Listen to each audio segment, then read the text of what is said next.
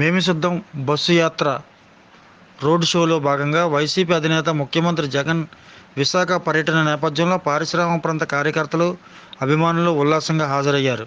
ఈ సందర్భంగా వైజాగ్ పారిశ్రామిక ప్రాంతం కొండవాల గ్రామం, కాకరలోవ, చింతలోవ, మలకాపురం, శ్రీహరిపురం నుండి నియోజకవర్గ సమన్వయకర్త ఎమ్మెల్యే అభ్యర్థి ఆడారి ఆనంద్ కుమార్ నాయకత్వాన్ని బలపరుస్తూ బస్సులు, ఆటోలు, బైకులతో పయనమయ్యారు.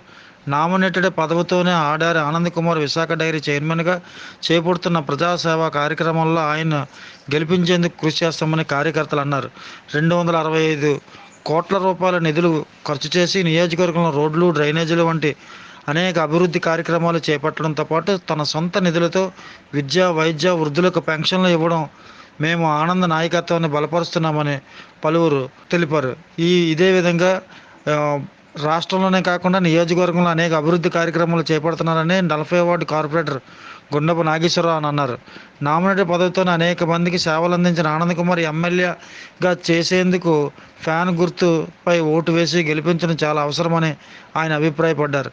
రాష్ట్ర వ్యాప్తంగా విద్యకు ప్రాధాన్యత ఇస్తూ పేదలకు విద్యావంతులు చేసేందుకు జగన్ కృషి, మరోసారి జగన్ సీఎం కావడం చాలా అవసరమని అభిప్రాయాన్ని వ్యక్తం చేశారు.